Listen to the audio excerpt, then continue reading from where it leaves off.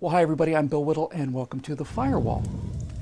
I think that the fundamental divide between liberal and conservative philosophy and policy comes down to how people feel about wealth. Not money. Money's just a unit of exchange. I'm talking about wealth, having more than you need to survive. Now, it seems that most modern liberals believe that wealth is essentially limited. They see the multimillionaire with the Learjet, the big car, and the 3 or 4 big houses as a villain because if wealth is more or less fixed, if there's a giant but limited pot of money out there somewhere, then the fact that he has more means that someone else has less. His wealth has to be the result of stealing from the poor. But we conservatives see wealth very differently. We believe that wealth can be created from thin air, that people can, through creativity, invention, and hard work, physically create new wealth essentially out of nothing. For us, the rich man with the car, the houses, and the Learjet is not a villain at all. On the contrary, he's a hero. Not a good man necessarily, that depends on the individual, but his personal wealth is just a small percentage of the much larger wealth that he has produced, which translates directly into hundreds or thousands or tens of thousands of new jobs and valuable products or services that wouldn't exist otherwise. Now, back in 1862, during the Civil War, the U.S. federal budget was about $530 million. In 2010, that number was $3.55 trillion. That's $3,550 billion. It's about 7,000 times more. Now, does that mean, in very general terms, just as a milestone, that there is 7,000 times as much wealth in America today as there was back in 1862? Yeah, it absolutely means that. The population of America today is only about 10 times what it was then, but the country is unimaginably wealthier. In 1862, the city that I live in, Los Angeles, looked like this. This was downtown Los Angeles right around the time that the U.S. federal budget was $500 million. Today, Los Angeles looks like this. Now, if wealth is limited, where did all this stuff come from? All of the shops, the restaurants, the 7-Elevens, and the endless rows of houses, each with automobiles, air conditioning, widescreen TVs, Xbox 360s, and all the rest. Where did the money, the excess wealth, come from to turn Los Angeles from a couple of huts into this? Oh, and by the way, this is a place where the poorest people have things that the richest people in 1862 never had or could have dreamed of buying. Things like antibiotics, electricity, cell phones, and 1,000 other common everyday miracles.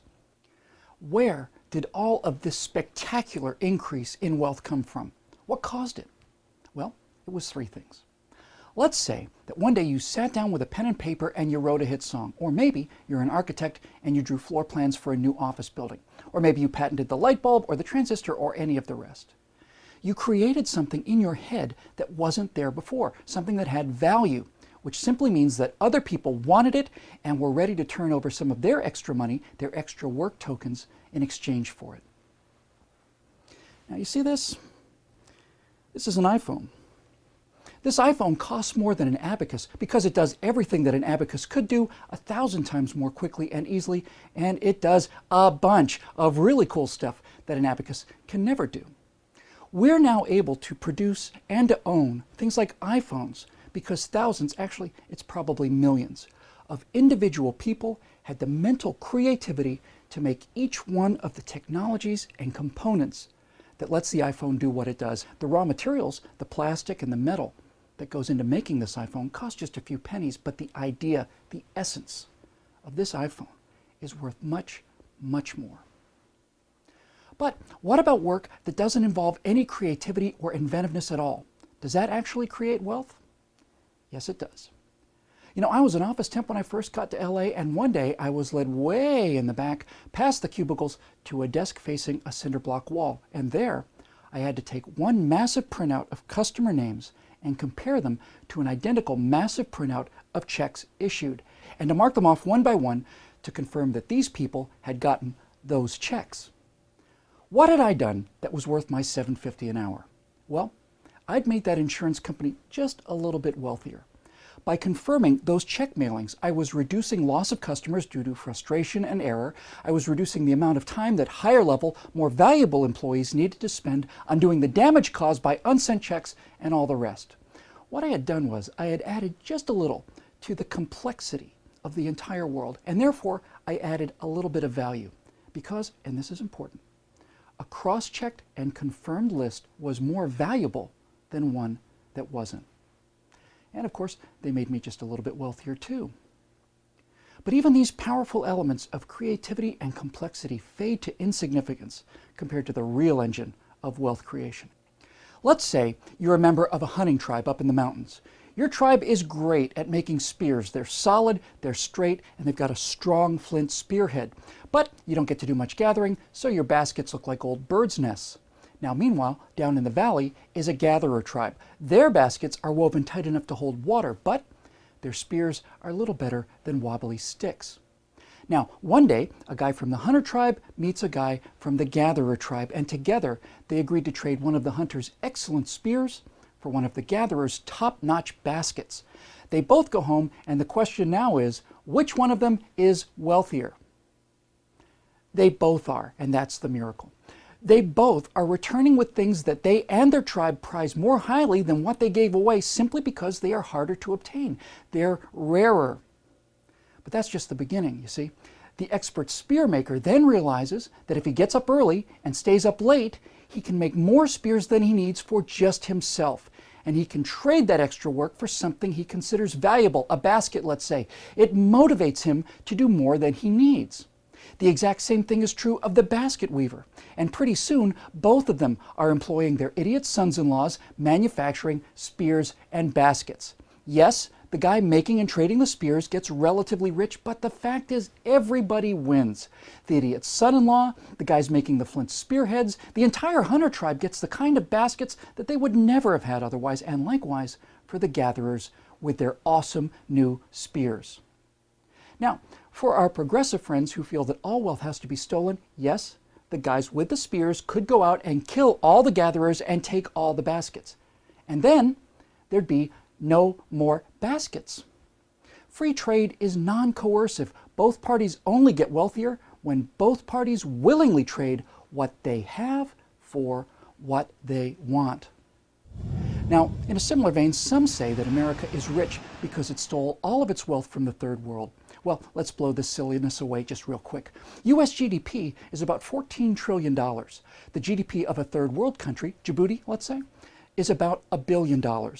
Now, America has 400 times as many people as Djibouti, but Americans don't just produce 400 times what Djibouti produces. We produce 14,000 times as much as they do. If we sent in the U.S. Marines to take every single thing Djibouti produced in 1 year, just took every single thing, their entire GDP, well, that would power the U.S. economy for 38 minutes of the first hour of the first day of America's GDP year. If we took everything from the bottom 40 countries, it might run the U.S. economy for a day or two. The whole idea is ridiculous, at least to people who know how to add, subtract, multiply, and divide. My friends, whenever two parties make a free will trade, spices for wool, or grain for firewood, or even $3.50 for a Happy Meal, both sides benefit because the customer would rather have the hamburger and McDonald's would rather have the $3.50. Now, you're welcome to disagree with me, of course. You can email me a comment on why you hate business and corporations using your Apple computer while you sit at Starbucks and send messages down AT&T phone lines to YouTube servers running Hitachi hard drives, all of which is powered by something like Consolidated Edison, most likely generating electricity by burning oil provided by ExxonMobil. Now, if you want to hand deliver a message scratched on a tree bark using a sharp stick while wearing a grass skirt, I will be much more impressed with your moral outrage.